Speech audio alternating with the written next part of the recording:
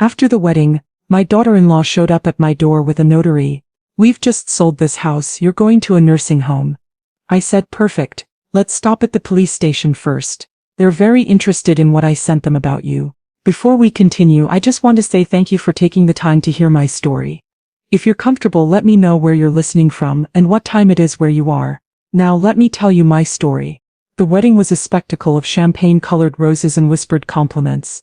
A grand affair held at a botanical garden where the price of admission alone could have paid my property taxes for a year. From my seat in the front row, I watched my son David stand at the altar, his eyes fixed on the woman gliding down the aisle toward him. Chloe. She was a vision in white, her smile as dazzling and perfectly structured as the diamond on her finger. Everyone said so. My cousin Pearl leaned over, her voice thick with emotion. "Oh, Beatrice, he looks so happy. She's just a dream, isn't she?" I smiled and nodded. The motion of a woman who has learned that sometimes the most honest thing you can do is hold your peace. But what I saw wasn't a dream. I saw a conqueror arriving to survey her new territory. For 47 years, the house on Palmer Street had been my life's anchor. It was more than brick and mortar, it was a living album of my family. I could still see the ghost of my husband, Joseph, in the armchair by the fireplace, his laughter echoing in the rafters. I could trace the history of my son's childhood in the scuff marks on the baseboards and the faint pencil lines inside the pantry door, each one marking a milestone of growth. This house was my sanctuary, the quiet kingdom I had built and maintained with love. When David first brought Chloe home, she had moved through these sacred rooms with a grace that felt almost predatory. She'd praised the wedding photos on the mantel, her long manicured fingers ghosting over the silver frames. "You and Joseph made such a handsome couple, Ma Beatrice," she'd purred. But her eyes weren't looking at the smiling faces, they were cataloging the antique grandfather clock in the hall, the Persian rug in the living room, the original crown molding. It was the look of an auctioneer, not a daughter. Now 2 weeks after that extravagant wedding, the quiet of my home felt different. It was the silence of a held breath, an uneasy calm before a storm I could feel gathering on the horizon. I sat in Joseph's armchair, a cup of chamomile tea growing cold in my hands, and I let my mind wander over the last few months. David, my steady, hard-working son, had been transformed. He'd always been a man of simple tastes, a man who found joy in the solid, tangible work of running the construction business his father had built from the ground up. Howard & Son Construction wasn't just a name on a truck, it was our legacy. But under Chloe's influence, David had started talking about leveraging assets and disrupting the market. He wore suits that cost more than my first car and spoke with a borrowed confidence that didn't quite fit him, like a boy playing dress-up in his father's clothes. Chloe was the one pulling the strings. She spoke of ambition and expansion, of taking Howard & Son to the next level. I, however, wondered what she was willing to tear down to build her new empire. My unease was a low hum in the back of my mind, a constant, nagging frequency that I couldn't tune out. It was in the way she'd subtly corrected David in conversation, the way her smile never quite reached her eyes when she looked at me, the way she seemed to absorb all the light in a room, leaving everyone else in her shadow. This wasn't the happy glow of a new bride. It was the focused, intense energy of a woman executing a long-term plan. And as I sat there, listening to the familiar groans of my old house, a cold certainty settled in my heart. Her plan, whatever it was, involved my home, this quiet kingdom, and I knew, with the unshakable intuition that only a mother can possess, that I was not a part of her future. I was an obstacle. My monthly ritual was a tradition born of partnership. Every third Tuesday for 30 years, Joseph and I would sit at the great mahogany desk in his study, our study, and go over the books for Howard & Son Construction. He would handle the invoices from the suppliers and subcontractors, and I would manage the payroll and balance the accounts. It was a rhythm, a dance of numbers and receipts that was as much a part of our marriage as Sunday dinners. After he passed, I continued the tradition. David wasn't as meticulous as his father, his mind more concerned with blueprints and building codes than with profit and loss statements. So I kept my hand in, ensuring the financial heart of his legacy remained strong and steady. It was my way of still being Joseph's partner, and my way of protecting our son. That Tuesday, I settled into the familiar worn leather of the desk chair. The room smelled of old paper, lemon polish, and Joseph's faint lingering scent of sawdust and Old Spice. I powered on the desktop computer, the quiet whir of the machine a familiar comfort. I started where I always did, cross-referencing the digital bank statements with the physical invoices. David dropped off in a messy, overflowing accordion file every month. Everything was proceeding as usual: payments to lumber yards, invoices from electricians, checks to the roofing crew. It was the mundane, reassuring pulse of a healthy business. Then I saw it. It was a wire transfer, not a check for $25,000. My fingers froze over the keyboard. We rarely used wire transfers. Joseph had always preferred the clear paper trail of a check. The recipient was a company I had never heard of: Apex Digital Logistics. My heart began a slow, heavy drumbeat against my ribs. Logistics? We were a construction company. We built houses and decks. We didn't ship packages. I clicked open the transaction details. The authorization code was there, but there was no corresponding invoice number. I began to sift through the mountain of paperwork in David's file, my movements becoming more urgent. I went through every single receipt, every invoice, every purchase order. Nothing. There was no record of Apex Digital Logistics, no explanation for a $25,000 expenditure. A cold dread, sharp and acidic, began to creep up my throat. This wasn't just an anomaly, it was a secret. I leaned back, the old leather chair groaning in protest. My first thought, the one that made my stomach clench with a fierce protective pain, was that David was in some kind of trouble. Was he being blackmailed? Did he have a secret debt? My mind raced through a dozen terrible scenarios, each one more painful than the last. But none of them felt right. David was many things: trusting, sometimes naive, but he wasn't deceitful. He would never hide something like this from me, not when it came to his father's company. Then, a new, colder thought slithered into my mind. Chloe, the woman who was a genius with finances, the woman who was streamlining the business. I remembered her a few weeks prior, sitting beside David at this very desk, her laptop open, her expression one of intense focus. He had been showing her the accounting software, proudly explaining the system his father and I had built. At the time I had seen it as a sign of her integration into our family. Now I saw it as a reconnaissance mission. I minimized the bank statement and began to dig deeper into the system's access logs. My hands were shaking slightly, but my mind was clear, focused by the adrenaline of a huntress catching a scent. And there it was. A new user profile had been created 3 weeks ago, with full administrative access. The username was simple: Chloe. The log showed she had accessed the system numerous times, often late at night, long after David would have been asleep. And the $25,000 wire transfer to Apex Digital Logistics? It had been initiated from her profile at 2:17 a.m. on a Thursday morning. This wasn't a red flag. This was a declaration of war. Choosing the right moment was everything. I couldn't come at this with the frantic energy of a worried mother. That would be too easily dismissed, too easily painted as the emotional ramblings of an old woman who couldn't let go. I needed the calm, unshakable authority of a business partner, the quiet dignity of Joseph's widow. I waited until the following Sunday. David and Chloe were coming for dinner, a weekly tradition she had insisted upon, claiming it was important to maintain family bonds. I now understood it was a surveillance mission, a way for her to keep tabs on me and reinforce her position within the family structure. I prepared Joseph's favorite meal, pot roast, slow cooked with carrots and onions, served with creamy mashed potatoes and collard greens, seasoned with smoked turkey. The familiar aromas filled the house, a comforting shield of normalcy against the turmoil in my heart. They arrived looking like they'd just stepped out of a magazine. David was in a crisp polo shirt and chinos, Chloe in a cream-colored cashmere sweater set that probably cost more than my entire monthly budget. She glided into the kitchen and kissed the air beside my cheek. "Beatrice, that smells divine. You are a treasure." The compliment was as smooth and empty as a polished stone. We ate in the dining room, the conversation light and breezy. Chloe talked about a charity gala she was planning. David talked about a new housing development project he was bidding on. I listened. I nodded. I played my part, waiting for the opening I knew would come. It came with dessert, my homemade peach cobbler. As David took his first bite, his eyes closing in bliss, he said, "Mom, this is incredible. Tastes just like I remember." "Some things are too good to change, son," I said, my voice even. Speaking of which, I was over the monthly accounts for the business. I saw a flicker of something in Chloe's eyes, a momentary tightening around her perfect smile. David, however, was oblivious. "Oh yeah, everything looking okay?" David frowned, looking genuinely puzzled. "Apex? I don't think I know them." Before he could say another word, Chloe placed a perfectly manicured hand on his arm, her touch both a comfort and a command. She laughed, a light, airy sound that didn't reach her eyes. "Oh, that's just me streamlining things, Mom. Beatrice," she said, her tone dripping with condescending sweetness. "It's a new vendor for our digital assets and cloud management. It's all very complex, back-end infrastructure stuff. Honestly, it would just bore you to tears." She turned to David, her expression one of profound affection.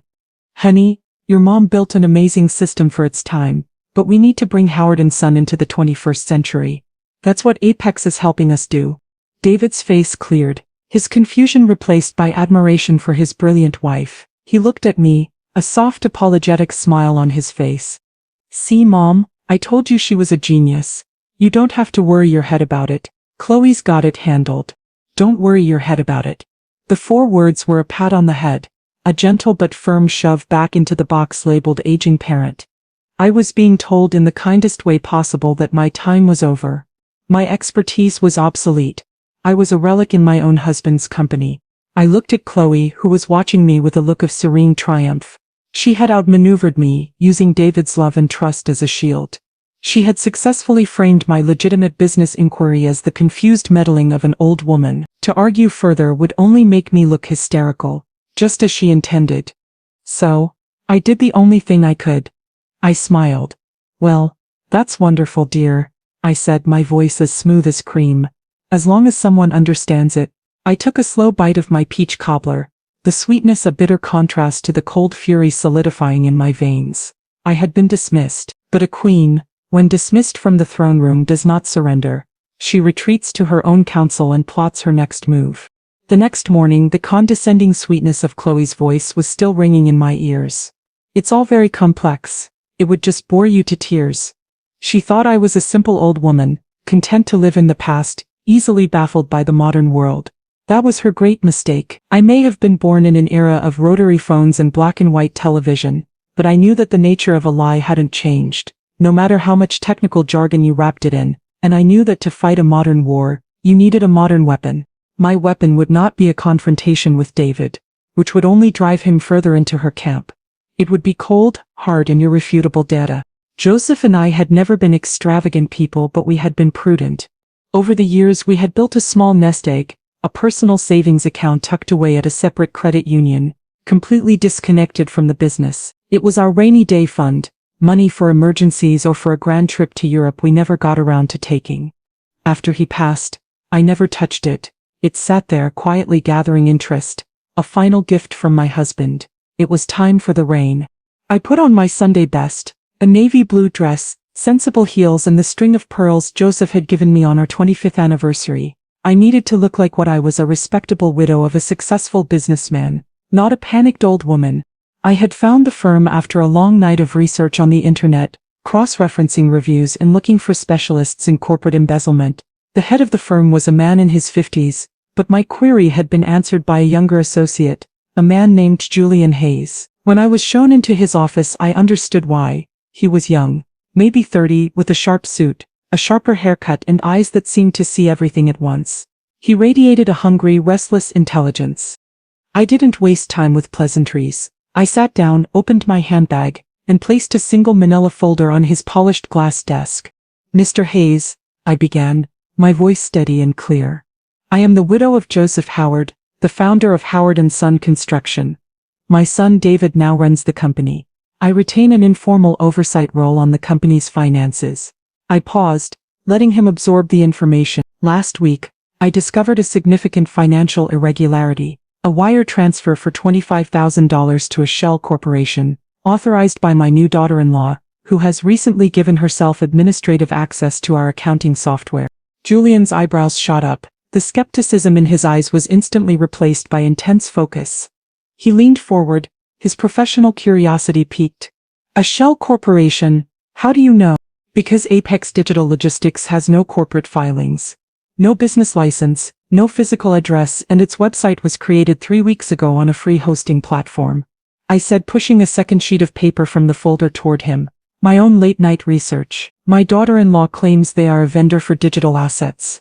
I believe she is embezzling funds from my family's business." Julian stared at the paper, then back at me. A slow smile spread across his face. It was the smile of a chess player who realizes his opponent is not a novice, but a grandmaster. "Mrs. Howard," he said, his voice now filled with genuine respect. "You've already done half my job for me." I slid a bank statement from my credit union across the desk, showing the balance of my secret fund. "I want you to do the other half. I want you to conduct a full forensic audit of Howard & Son. I want to know where every single dollar has gone for the past 6 months. I need you to be discreet. My son cannot know about this. He is very much in love." Julian looked at the bank statement, then at me. "This will be expensive," he warned. I met his gaze without flinching. "My husband's legacy is not for sale, Mr. Hayes. Find me the truth." He closed the folder and stood up, extending his hand again. This time the handshake was different. It was the handshake of an ally, a secret weapon being brought online. "Consider it found, Mrs. Howard," he said. I walked out of that office feeling lighter than I had in months. The storm was still coming, but now I had started building my ark. "Joseph built a solid foundation, of course," she'd say, patting David's hand. "But his vision was limited. We need to think bigger. We need to be a brand, not just a builder." During this time, I spoke with Julian Hayes almost daily. Our calls were brief and coded. He was my nephew checking in.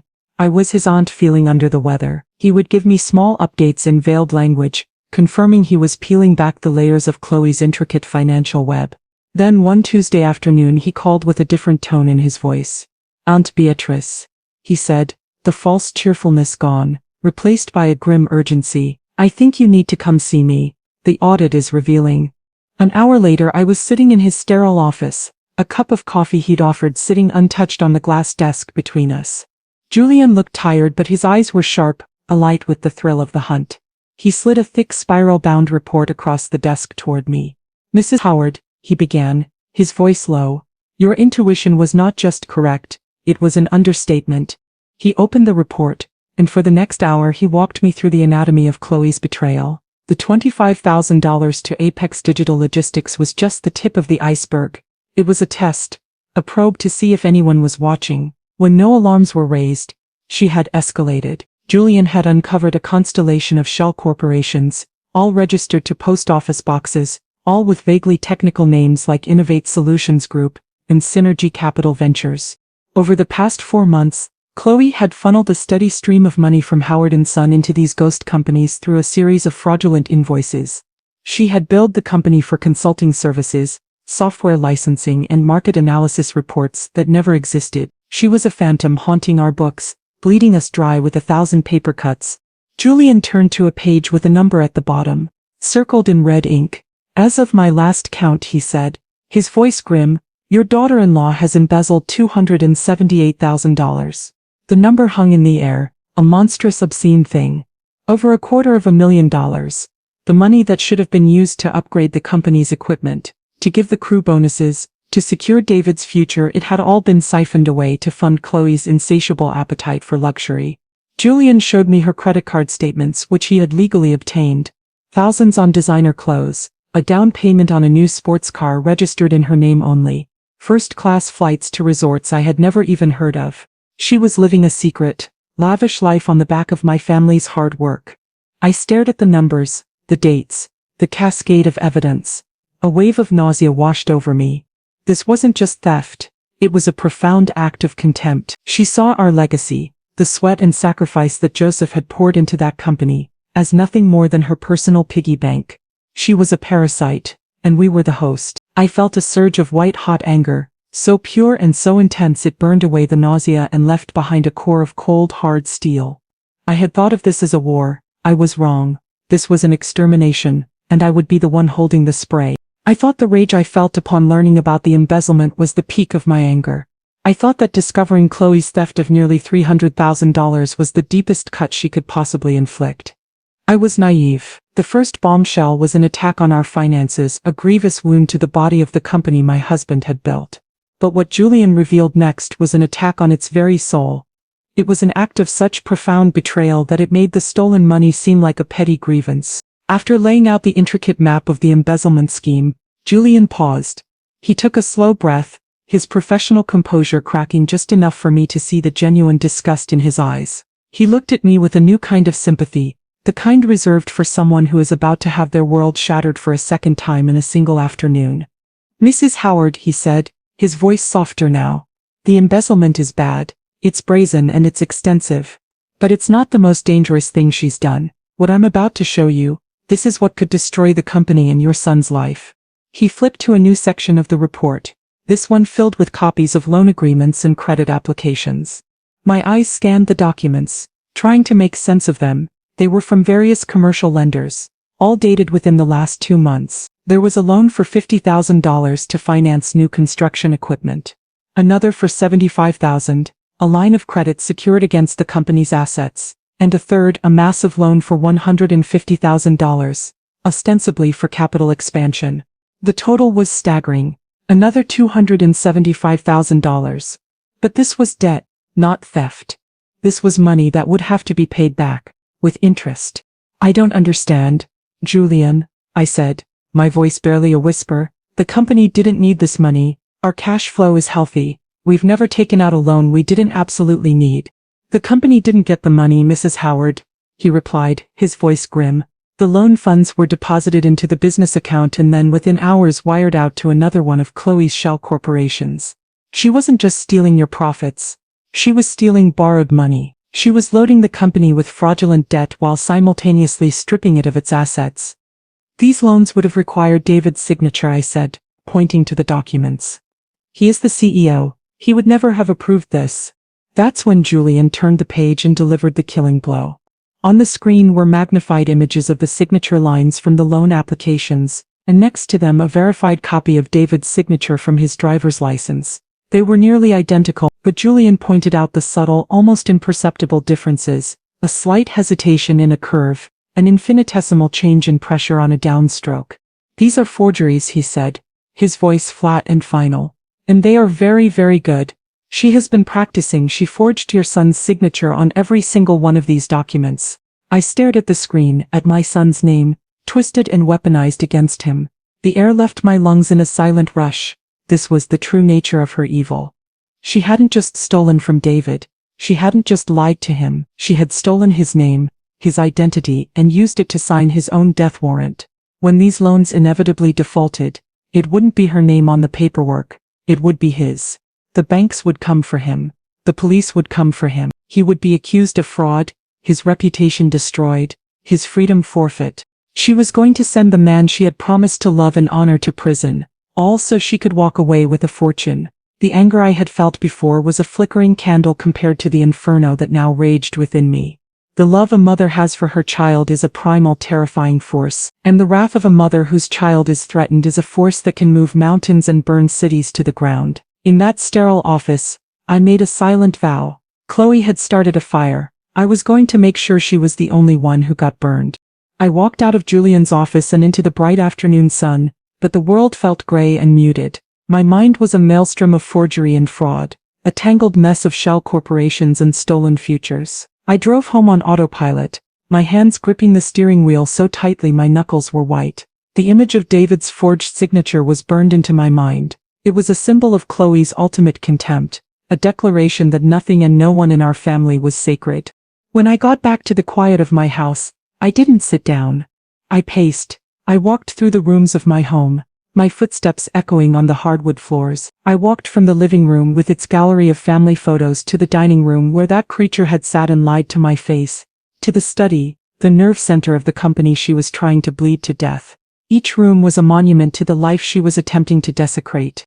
I had thought I understood the scope of her plan: embezzle a fortune, saddle the company with debt, and leave David to face the fallout. It was a monstrous plan, but I thought it was complete. I was still underestimating her. My phone buzzed on the kitchen counter. It was Julian. I answered, my heart pounding. "Beatrice," he said, and the use of my first name told me this was not a professional update. This was a warning. I found the last piece. It's the end game. I've just emailed it to you. You need to look at this now. My hands trembled as I walked to the study and opened my email. There was a new message from him with a single PDF attachment. The subject line was one word: urgent. I clicked it open. The document was a copy of a standard power of attorney form. It was dense with legal text, but my eyes were immediately drawn to the names. The grander Beatrice Howard, the agent Chloe Howard. I scanned the text, my blood turning to ice. The document granted Chloe full and irrevocable power over all my personal assets, my finances, my property. It gave her the right to make decisions on my behalf, to buy and sell, to manage my affairs as she saw fit. And then I saw the clause that made my breath catch in my throat. It stated that this power was being granted because the grantor, Beatrice Howard, had been deemed medically and mentally incompetent to manage her own affairs. Attached to the power of attorney was a letter, supposedly from a geriatric psychiatrist I had never heard of, stating that he had evaluated me and found me to be in a state of advanced cognitive decline. The letter was a masterpiece of clinical cruelty, filled with fabricated symptoms and a false diagnosis of dementia. It recommended that my financial and personal decisions be immediately transferred to a trusted family member. To Chloe. The document was signed with my name, another forgery, this one more shaky and uncertain than the ones on the loan applications, designed to look like the signature of a frail elderly woman losing control of her faculties. This was her kill shot. This was the final, most vicious piece of her puzzle. The embezzlement and the loan fraud were about destroying the company. This was about destroying me. Her plan was to have me declared legally senile. Once she had control, she would sell my house, the very foundation of my life, from under me. The money from the sale, combined with the funds she had already stolen, would be her golden parachute. She would disappear with a multi-million-dollar fortune, leaving a path of total devastation in her wake. David would be left with a bankrupt company, facing federal fraud charges. I would be left with nothing, no home, no money, no credibility, and likely committed to a state-run facility for the mentally infirm. My protest dismissed as the ravings of a woman with dementia. She wasn't just planning to rob us. She was planning to erase us, to wipe the Howard family off the map as if we had never existed. The sheer breathtaking evil of it almost buckled my knees. For a long moment I could only stare at the screen, the words blurring through a haze of shock and horror. But then the shock receded, and what remained was a clarity so sharp it was painful. The fear was gone, the grief was gone, all that was left was the cold, hard certainty of what I had to do. She had written me out of my own life story. It was time for me to pick up the pen and write her a new ending. For a full hour I sat at Joseph's desk, the forged power of attorney glowing on the computer screen. I didn't move. I simply sat and let the cold, hard reality of Chloe's plan wash over me, letting it extinguish every last ember of doubt or hesitation. She had laid out her entire strategy, confident in my ignorance, confident in my supposed frailty. She saw me as a pawn to be sacrificed in the final stages of her game. She had no idea that the pawn had been watching the entire board, and was about to make a move she would never see coming. My first move was to gather my army. My army consisted of one man, Julian Hayes, but he was more than enough. I called him, my voice devoid of the tremor I'd felt earlier. It was now the calm, steady voice of a general issuing commands. "Julian," I said, the moment he answered, "I need you to do 3 things for me. First, I want you to print and bind 3 complete copies of the report, every page, every piece of evidence. I want them notarized and sealed. Second, I need you to draft a clear, concise summary of your findings.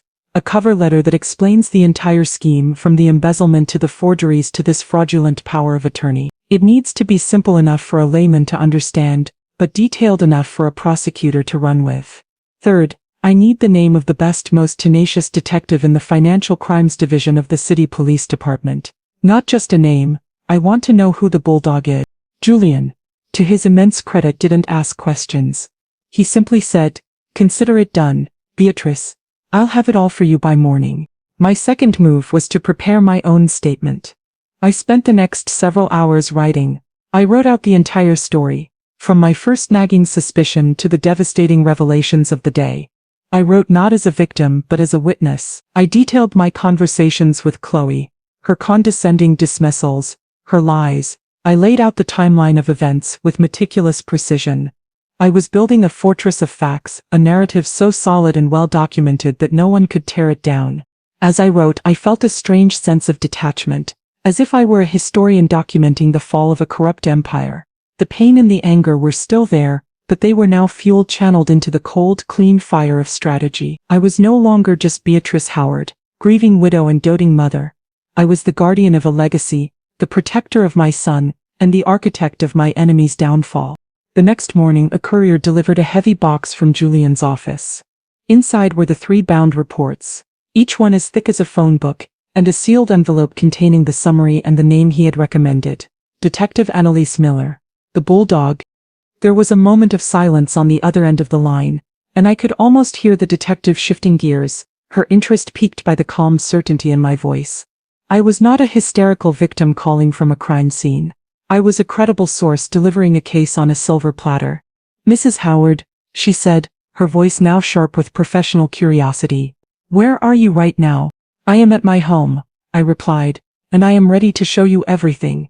I had loaded the cannon. I had aimed it carefully. Now all that was left to do was light the fuse. She led me through the bustling bullpen to a small Spartan interrogation room. It was a cold, impersonal space with a metal table and 3 chairs, designed to make people feel exposed and uncomfortable. It had no effect on me. I had brought my own fortress with me. "Mrs. Howard," she said, gesturing for me to sit as she closed the door, shutting out the noise of the precinct. "You made some very serious claims on the phone. Why don't you start from the beginning?" I took one of the heavy bound reports from my tote bag and placed it on the table between us with a solid, definitive thud. I slid it across to her. "I think it's better if I start from the end," I said. "That is a complete forensic audit of my family's business, Howard & Son Construction. It details the systematic embezzlement of $278,000 and the fraudulent acquisition of another $275,000 in loans, all perpetrated by my daughter-in-law, Chloe Howard." Detective Miller's eyebrows rose slightly. She opened the report, her eyes scanning Julian's neatly organized summary. She was silent for a long time, her expression unreadable as she turned the first few pages, her gaze flicking back and forth, absorbing the flowcharts of bank transfers and the lists of shell corporations. She was a speed reader of criminal intent. I let the evidence speak for itself for a few moments before I continued, my voice calm and measured. "My daughter-in-law married my son 6 months ago. In that time she has used her access to the company's accounts to fund a lifestyle he was unaware of, and to set him up to take the fall for corporate fraud. The evidence in that report includes bank records, corporate filings for the shell companies, and expert analysis confirming that my son's signature was forged on multiple federal loan documents." Miller looked up from the report, her eyes locking onto mine. The professional mask was still in place, but I could see a new intensity in her gaze. This was no longer just another case file. It was a living, breathing crime. "Forgery of federal loan documents," she repeated, the words carrying the weight of serious prison time. "That elevates things considerably." "I'm not finished, Detective," I said. I reached into my bag again and pulled out my own written statement and a copy of the fraudulent power of attorney. I placed them on the table next to the report. "This is the endgame." She had this document drafted, along with a forged physician's letter, declaring me mentally incompetent. Her plan is to use it to seize my personal assets, primarily my home, and sell it from under me. She intends to leave my son with a bankrupt business facing federal charges, and me homeless, penniless, and institutionalized. This time the detective's professional composure broke. For a fleeting second I saw a flash of raw, undisguised fury in her eyes. It was the look of a protector, a woman who had seen the worst of humanity and was not afraid to face it down. She picked up the power of attorney, her fingers tracing the forged signature. "She was going to have you committed," Miller said, her voice a low, dangerous growl. It wasn't a question, it was a statement of fact. "That was the plan," I confirmed. Detective Miller closed the report. She leaned back in her chair and looked at me, a long, appraising stare. She wasn't looking at a victim anymore. She was looking at a partner. "Mrs. Howard," she said, her voice now filled with a grim respect, "you have built an ironclad case.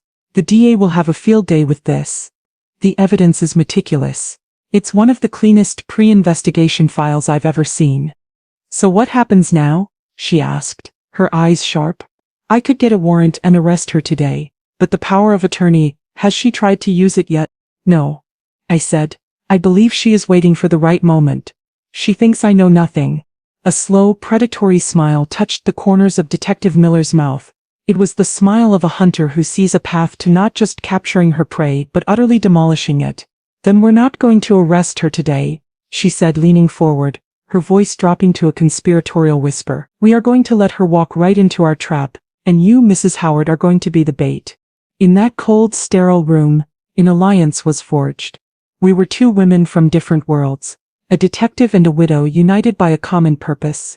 We were going to give Chloe Howard everything she thought she wanted, right before we took everything she had. Leaving the 12th precinct felt like stepping out of a war room after the battle plans had been drawn. The path forward was clear, the objective defined, but knowing the strategy and executing it were two different things. My role in Detective Miller's plan was simple on the surface, yet it was the hardest thing I had ever had to do. I had to go home and be normal. I had to pretend that my world had not been systematically dismantled by the woman my son loved. I had to become the greatest actress of my life, playing the part of the doting, slightly oblivious mother-in-law, all while knowing that a viper was coiled in the heart of my home. The days that followed were a masterclass in psychological tension. Every ring of the phone made my heart leap. Every unexpected knock at the door sent a jolt of adrenaline through my veins. I was a soldier in a foxhole, waiting for an attack I knew was coming, but with no idea from which direction. The ultimate test came that Sunday. As always, David and Chloe came for dinner. Walking through my front door, Chloe was a vision of charm and grace. She handed me a bouquet of expensive lilies, a funereal flower I noted with grim irony, and kissed my cheek. "Ma Beatrice, you look wonderful," she said, her voice like honey. I smiled, a carefully constructed expression of warmth that felt like a lead mask on my face. "It's so good to see you both," I said, my voice betraying none of the turmoil within. The evening was surreal. I served roasted chicken and sweet potatoes, moving between the kitchen and the dining room with a placid calm I did not feel. I listened as Chloe recounted a story about a difficult contractor, her words filled with a feigned respect for the business she was actively gutting. "It just makes me appreciate the foundation Joseph built all the more," she said, placing her hand over David's. "It's a legacy worth protecting." The audacity was so profound, so breathtaking, that I almost choked on my iced tea. I could feel Detective Miller's words echoing in my mind. "Don't tip your hand, let her think she's in complete control. The more confident she is, the harder she'll fall." So I nodded. I smiled. I even offered her a piece of advice about handling difficult personalities, channeling the decades of wisdom she believed I no longer possessed. David, bless his innocent heart, was in heaven. He saw his mother and his wife, the two most important women in his life, getting along beautifully. He was relaxed and happy, his laughter filling the dining room. Every laugh was a fresh stab of guilt in my heart. I was deceiving him too, but my deception was a shield, protecting him from a truth so devastating it would surely break him. My silence was an act of love, the last and most difficult one I could offer him before his world came crashing down. The most challenging moment came after dinner. Chloe followed me into the kitchen as I was clearing the plates. "You know, Ma Beatrice," she began, her tone casual, "I was thinking this big house must be a lot for you to manage on your own. The cleaning, the stairs, the garden, it's a full-time job." My back was to her as I rinsed a plate, my hands submerged in the warm soapy water. I kept my movements steady, even as my entire body went on high alert. "It keeps me busy," I said, my voice neutral. "Of course," she said, her voice moving closer.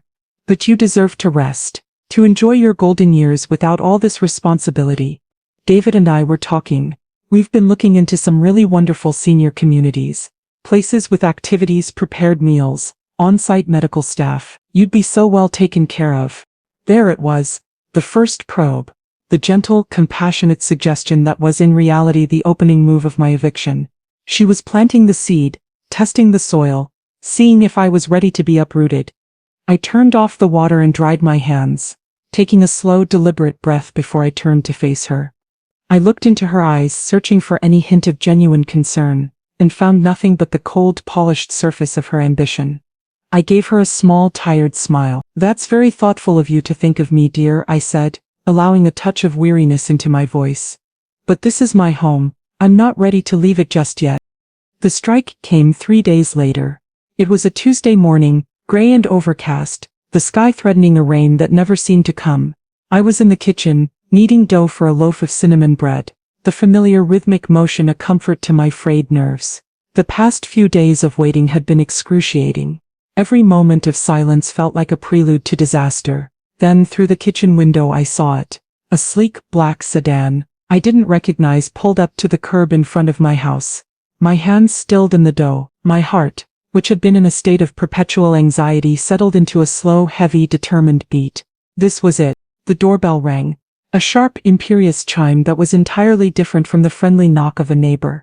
I wiped my floured hands on my apron, took a deep breath and walked to the front door. Through the peephole I saw Chloe dressed in a severe but impeccably tailored white pantsuit. She looked like a general arriving to accept a surrender. Beside her stood a short, balding man with a nervous energy about him, clutching a leather briefcase to his chest like a shield. He had the hunted, uneasy look of a man in over his head. This had to be the notary. I opened the door. "Chloe," I said, my voice a perfect imitation of mild surprise. "I wasn't expecting you." She led the way into my living room, her movements proprietary as if she already owned the place. She gestured for Mr. Gable to sit on the sofa, which he did, perching uneasily on the edge of the cushion. She remained standing, a picture of power and control. I stood opposite her, my hands clasped loosely in front of me, the picture of a frail, slightly confused old woman. "David's at the office, dealing with some restructuring," she said, the lie rolling off her tongue with practiced ease. "He's left this matter to me. It's for the best, really. We need to be practical." She paused, her eyes scanning the room one last time, a final triumphant appraisal of her prize. Then she looked directly at me, her smile gone, replaced by an expression of cold, clinical finality. This was the moment she had been planning for, the culmination of all her schemes. She savored it, drawing it out. Then she delivered the line, the one I had been waiting for, the one that would seal her fate. "We've just sold this house. You're going to a nursing home." She reached into her expensive leather handbag and pulled out a glossy trifold brochure. She placed it on the coffee table in front of me.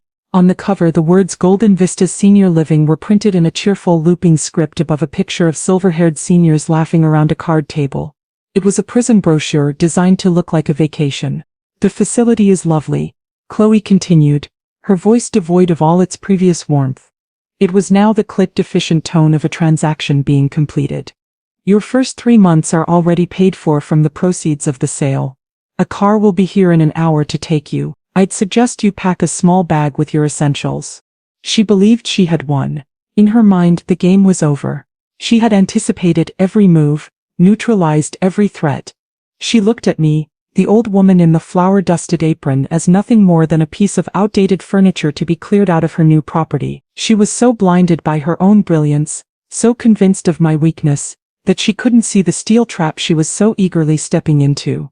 I looked at the brochure, at the false smiling faces. Then I looked up at her, and for the first time in months I let her see a flicker of the fire I had been hiding. The final act was about to begin. The silence in the room was thick with Chloe's triumph. She stood there radiating a smug, self-satisfied energy, waiting for the tears, for the pleading, for the pathetic, defeated collapse of the old woman she had so thoroughly outmaneuvered.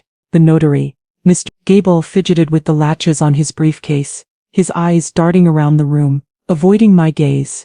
He was a hyena waiting for the lioness to finish her kill, eager for his small share of the spoils. I let the silence stretch, letting her savor a victory that was not real. I picked up the glossy brochure for Golden Vistas, my fingers tracing the cheerful, deceptive lettering. I looked at it for a long moment, then set it down gently on the coffee table. I looked up at Chloe, and I gave her a small, serene smile. "A nursing home," I said, my voice soft and calm. "That sounds lovely." Chloe's expression, which had been one of cold command, relaxed into a smirk of condescending pity.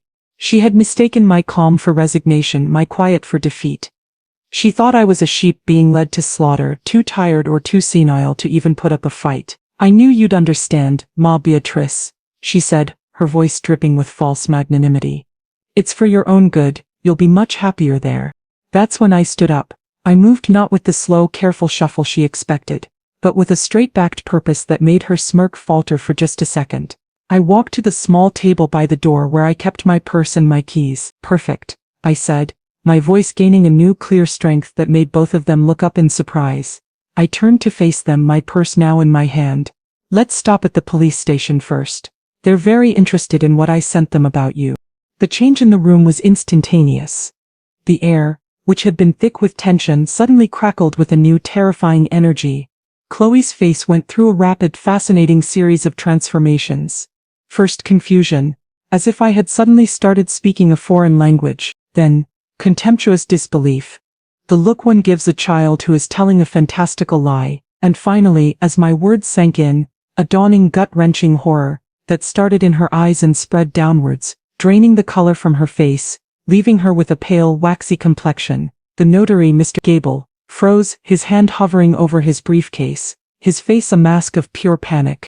"What are you talking about?" Chloe stammered, the smooth, buttery voice she reserved for public appearances now gone, replaced by a brittle, sharp-edged squawk. "Don't play games, old woman." "I'm not playing," I said. I reached into my purse, but instead of my keys I pulled out my smartphone. I held it up so she could see the screen.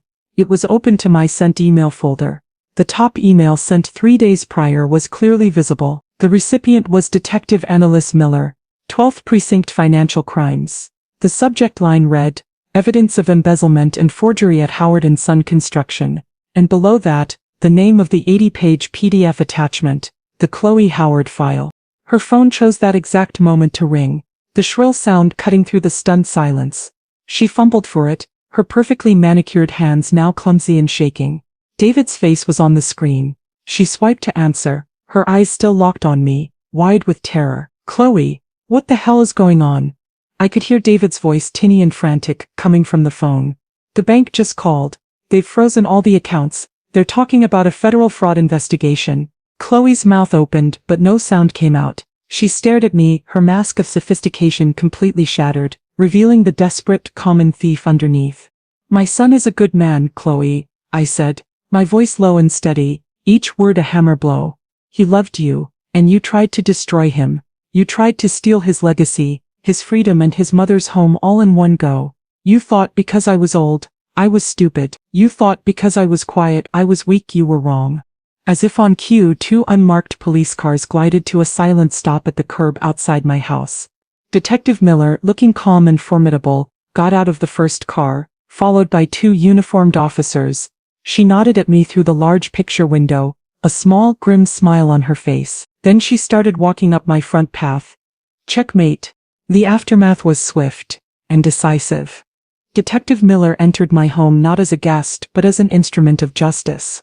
She arrested Chloe right there on my Persian rug, the one Chloe had once complimented while mentally calculating its resale value. The notary, Mr. Gable, began sweating profusely and immediately started talking about cooperation, his loyalty to Chloe dissolving the instant he heard the click of handcuffs. Chloe's composure, which had been her greatest weapon, shattered into a million pieces. She screamed, she cried, she called me a vindictive old witch who had ruined her life. I did not respond. I simply stood by the mantel, a silent sentinel in my own home, and watched as the law took its course. When David arrived minutes later, drawn by a frantic text from me, he found his wife being led away in handcuffs. The look on his face, a devastating cocktail of confusion, betrayal and profound heartbreak, is one I will carry with me forever. In that moment, I didn't feel triumph. I just opened my arms and held my son while the world he thought he knew collapsed around him. 6 months have passed since that day. Chloe, facing an ironclad case, took a plea deal. She was sentenced to 8 years in a federal prison for wire fraud, bank fraud and forgery. Her name, once a symbol of ambition and glamour in our community, is now a cautionary tale whispered at cocktail parties.